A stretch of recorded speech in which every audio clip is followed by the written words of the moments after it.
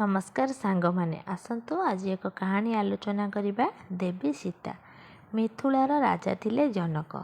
ପ୍ରଜାବତ୍ସଳ ରାଜା ଭାବରେ ପ୍ରତିଷ୍ଠା ଅର୍ଜନ କରିଥିଲେ। ସେ ଥିଲେ ରାଜଶ୍ରୀ। ଏକାଧାରରେ ରାଜା ଓ ଋଷି। ସାଧନା ଓ ତପସ୍ୟା ବଳରେ ସେ ନିଜକୁ ପ୍ରତିଷ୍ଠା କରିପାରିଥିଲେ। ସେ କାଳରେ ଅନେକ ଥିଲେ ଋଷି, ମାତ୍ର କେତେକ ମଧ୍ୟ ମହର୍ଷି ଥିଲେ। ଯଥା ବିଶ୍ୱାମିତ୍ର ଥିଲେ ମହର୍ଷି, ବଶିଷ୍ଠ ଓ ନାରଦ ଥିଲେ ମହର୍ଷି। ସେହିପରି ଜନକଙ୍କୁ ମଧ୍ୟ କୁହାଯାଉଥିଲା ରାଜଶ୍ରୀ। ଏହି ରାଜଶ୍ରୀ ଜନକଙ୍କର କନ୍ୟା ଥିଲେ ଦେବୀ ସୀତା। ସୀତାଙ୍କର ବିବାହ ପାଇଁ ଜନକ ସ୍ୱୟଂବର ସଭାର ଆୟୋଜନ କରିଥିଲେ। ସତ ଥିଲା, ଯେଉଁ ବୀର ପୁରୁଷ ଶିବଧନୁ ଭାଙ୍ଗି ଦେଇପାରିବ ସେ ସୀତାଙ୍କୁ ବିବାହ କରିବ। ଏହି କଥା ମହର୍ଷି ବିଶ୍ୱାମିତ୍ର ଶୁଣିଥିଲେ। ସେତେବେଳେ ବିଶ୍ୱାମିତ୍ର ରାକ୍ଷସମାନଙ୍କ ବିନାଶ ପାଇଁ ରାମ ଓ ଲକ୍ଷ୍ମଣଙ୍କୁ ସଙ୍ଗରେ ନେଇ ବନସ୍ତରେ ଥିଲେ। ଗୌତମଙ୍କ ଆଶ୍ରମରେ ଅହଲ୍ୟାକୁ ଉଦ୍ଧାର କରିବା ପରେ ମିଥିଳାକୁ ଗମନ କରିଥିଲେ। ମିଥିଳାରେ ପହଞ୍ଚିଲା ପରେ ରାଜା ଜନକ ବିଶ୍ୱାମିତ୍ର ଓ ରାମ ଲକ୍ଷ୍ମଣଙ୍କୁ ପାଛୋଟି ନେଇଥିଲେ। ବିଶ୍ୱାମିତ୍ର ଜନକଙ୍କ ସହିତ ରାମ ଲକ୍ଷ୍ମଣଙ୍କ ପରିଚୟ କରିଦେଇଥିଲେ। ବିଶ୍ୱାମିତ୍ର କହିଲେ, ଏ ଦୁଇଜଣ ଅଯୋଧ୍ୟାର ରାଜା ଦଶରଥଙ୍କ ପୁତ୍ର। ଏମାନଙ୍କ ମଧ୍ୟରେ ରାମ ହେଉଛନ୍ତି ଜ୍ୟେଷ୍ଠ ପୁତ୍ର। ତାଡ଼କାସୁରର ଅତ୍ୟାଚାରରୁ ରକ୍ଷା ପାଇଁ ମୁଁ ଏ ଦୁଇଜଣଙ୍କୁ ସାଙ୍ଗରେ ଅଯୋଧ୍ୟାରୁ ଦଶରଥଙ୍କୁ କହି ନେଇ ଆସିଥିଲି। ଶିବଧନୁ ଭାଙ୍ଗିବା ପାଇଁ ମୁଁ ଏମାନଙ୍କୁ ଏଠାକୁ ନେଇ ଆସିଛି। ଜନକ କହିଲେ, ମହର୍ଷି, ଏହି ଦୁଇଜଣ ବାଳକ।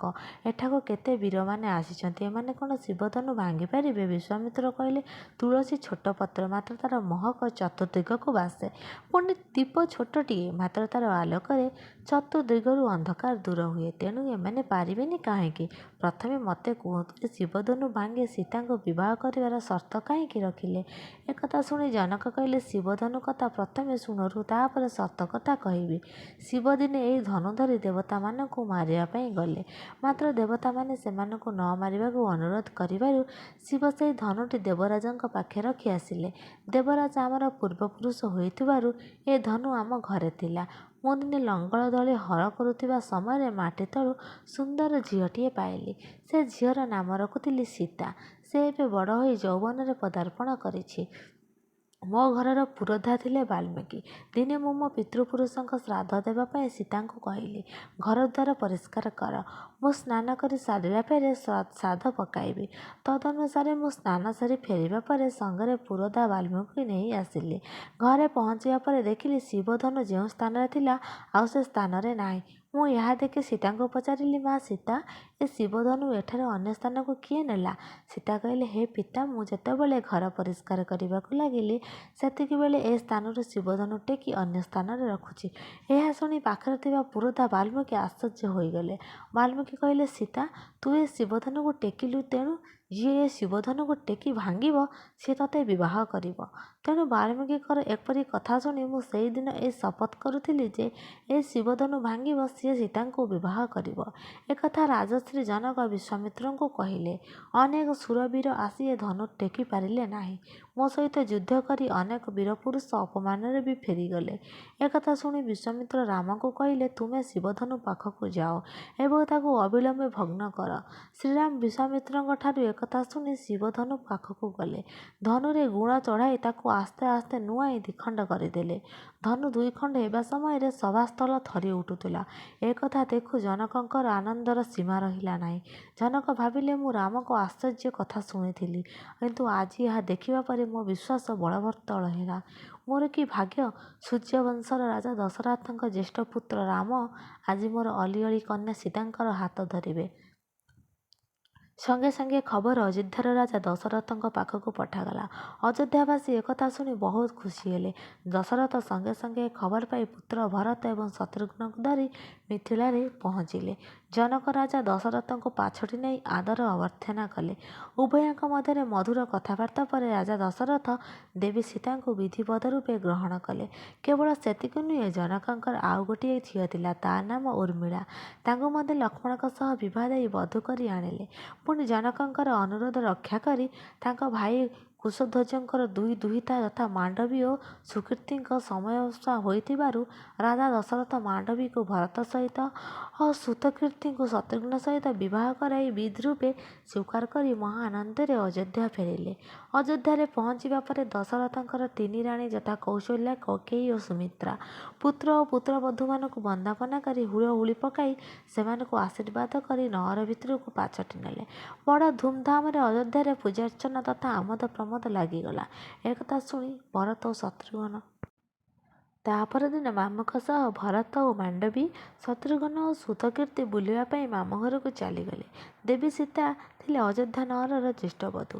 ଠିକ୍ ବିବାହର ଅଷ୍ଟମ ଦିନ ଦଶରଥ ଡାକିଲେ ସୀତାଙ୍କୁ। କହିଲେ, ମା, ତୁ ମୋର ବଡ଼ ବୋହୂ ଅର୍ଥାତ୍ ଜ୍ୟେଷ୍ଠ ପୁତ୍ର ଶ୍ରୀରାମଙ୍କର ପତ୍ନୀ। ଆମ ଘରର ପରମ୍ପରା ଅନୁଯାୟୀ ଆଜି ତୁମେ ତୁମ ହାତରେ ରୋଷେଇ କରି ସମସ୍ତଙ୍କୁ ଖାଦ୍ୟ ପରିବେଷଣ କରିବ। ସୀତା କହିଲେ, ପିତା, ମୁଁ ରାଜି। ଉଆସରେ ଲାଳନ ପାଳନ ହୋଇ ଆସିଛି। ନିଜ ହାତରେ ଖାଦ୍ୟରାତି ପରିବେଷଣ କରିବା ଶିଖିଛି। ମାତ୍ର ସବୁ ବ୍ୟଞ୍ଜନ ପ୍ରସ୍ତୁତ କରିବା ପୂର୍ବରୁ ଆମ ଘରର ଗୋଟେ ପରମ୍ପରା ଅଛି। ମୁଁ ପ୍ରଥମେ କ୍ଷୀରି ପ୍ରସ୍ତୁତ କରିବି। ତାକୁ ପରିବେଷଣ କରିବା ସମୟରେ ଅନ୍ୟ ସବୁ ପ୍ରସ୍ତୁତ ବ୍ୟଞ୍ଜନ ଅନ୍ୟମାନଙ୍କୁ ପରଷି ଦେବି। ଏହା ଶୁଣି ଦଶରଥ କହିଲେ, ମାତା ସୀତା, ମୁଁ ତୁମର ଶ୍ୱଶୁର, ତୁମେ ମୋର ଜ୍ୟେଷ୍ଠ ବଧୂ। ମୁଁ ଏଥିରେ ସହମତ। ତୁମେ ପ୍ରଥମେ କ୍ଷୀରି ପ୍ରସ୍ତୁତ କର। ସୀତା କହିଲେ, ମୁଁ କ୍ଷୀରି ପ୍ରସ୍ତୁତ କରିବା ପରେ ପ୍ରଥମେ କାହାକୁ ପରିବେଷଣ କରିବି? ଦଶରଥ କହିଲେ, ମୁଁ ଏ ଘରର ମୁରବୀ ତଥା ସମ୍ପର୍କରେ ମୁଁ ତୁମର ଶ୍ୱଶୁର। ତୁମେ ପିତା ସଦୃଶ। ମୋତେ ପ୍ରଥମେ ତୁମ ହାତରନ୍ଧା ପୁରୀ ପରିବେଷଣ କରିବ। ସୀତା କହିଲେ, ହଁ ପିତା, ଆପଣ ମୋର ସମ୍ପର୍କରେ ଶ୍ୱଶୁର, ପିତା ସଦୃଶ। କିନ୍ତୁ ମୋର ଗୋଟିଏ ଛୋଟିଆ ଅନୁରୋଧ ଅଛି। ସେହି ଅନୁରୋଧଟି ସର୍ତ୍ତ ବୋଲି ଭାବି ନେବେ। ମୁଁ ଯାହା କହିବି ସେଥିରେ ମନ ଦୁଃଖ କରିବେ ନାହିଁ। ଦଶରଥ କହିଲେ, ମା ସୀତା, ତୁମ ମନରେ ଯାହା ଅଛି କୁହ। କିଛି ଭୟ କରିବାର ନାହିଁ। ସୀତା କହିଲେ, ହେ ପିତା, ମୁଁ ଯେଉଁ କ୍ଷୀରି ପ୍ରଥମେ ପ୍ରସ୍ତୁତ କରିବି ତାକୁ ଯାହାକୁ ପ୍ରଥମେ ପରିବେଷଣ କରିବି ତାଙ୍କର 3ଟି ଗୁଣ ଥିବା ଦରକାର। ଦଶରଥ କହିଲେ, 3ଟି ଗୁଣ କ'ଣ? କ'ଣ କୁହ ତୁମେ? ସୀତା କହିଲେ, ମୋ ହାତରୁ ଯିଏ ପ୍ରଥମେ କ୍ଷୀରି ଖାଇବ ସେ ନୈଷ୍ଠିକ ବ୍ରାହ୍ମଣ ହୋଇଥିବ ତଥା ବେଦ ବେଦାନ୍ତରେ ଅଗାଧ ଜ୍ଞାନ ଥିବ ଓ ସେ ଶିବ ଭକ୍ତ ହୋଇଥିବ ଆଉ ପୁରୋହିତଗିରି କରୁନଥିବ। ତୃତୀୟତଃ, କାହାଠୁ କେବେ ଜୀବନରେ ଦାନ ଦେଇନଥିବ। ଏଭଳି ବ୍ୟକ୍ତିଙ୍କୁ ମୁଁ ପ୍ରଥମେ କ୍ଷୀରି ପରିବେଷଣ କରି ତାହାପରେ ଅନ୍ୟମାନଙ୍କୁ ପ୍ରସ୍ତୁତ ବ୍ୟଞ୍ଜନ ପରିବେଷଣ କରିବି। ଏକଥା ଶୁଣି ଦଶରଥ କହିଲେ, ମା ସୀତା, ତୁ ଯାହା କହିଲୁ ତାହା ସତ। ତୋ ସର୍ତ୍ତକୁ ମୁଁ ସମ୍ମାନ ଦେଉଛି। ମାତ୍ର ଏଭଳି ବ୍ୟକ୍ତି କାହିଁ ମୋ ଜାଣିବାରେ ନଜରକୁ ଆସୁନାହିଁ। ଏହି ଚିନ୍ତାରେ ପଡ଼ିଲେ ଦଶରଥ। ସେ ତ ପ୍ରଜାବତ୍ସଳ ରାଜା। ଅତିଥି ସେବା ତାଙ୍କର ଧର୍ମ। ସେ ଧର୍ମରୁ କାହିଁକି ବଞ୍ଚିତ ହେବେ? ଏଭଳି ବ୍ୟକ୍ତି ଯଦି ଘରକୁ ଅତିଥି ହୋଇ ଆସି ତାଙ୍କ ଜ୍ୟେଷ୍ଠ ବଧୂ ହାତରୁ କ୍ଷୀରି ପାଇ ସନ୍ତୋଷ ହେବେ, ତେବେ ଏହାଠାରୁ ଆଉ ଆନନ୍ଦର ବିଷୟ କ'ଣ ଅଛି? ବଧୂ ସୀତାଙ୍କର ସର୍ତ୍ତ କଥା ଭାବି ଚିନ୍ତିତ ହୋଇପଡ଼ିଲେ ଦଶରଥ। କ'ଣ କରିବେ? ତାଙ୍କୁ ବୁଦ୍ଧିବାଟ କିଛି ଦିଶିଲା ନାହିଁ। ଏହିଭଳି ବ୍ୟକ୍ତି ସେ କେଉଁଠୁ ପାଇବେ? ଏଭଳି ଭାବୁଥିବା ବେଳେ ହଠାତ୍ ସେହି ସମୟରେ ନାରଦ ବୀଣା ବଜାଇ ପହଞ୍ଚିଲେ। ନାରଦକୁ ଦେଖି ଦଶରଥ ତାଙ୍କୁ ପାଛୋଟି ନେଲେ। ତାଙ୍କ ପାଦ ଧୋଇ ଅତିଥି ସତ୍କାର କଲେ। ନାରଦ ଦଶରଥଙ୍କ ଠାରୁ ସବୁ ଶୁଣିଲେ।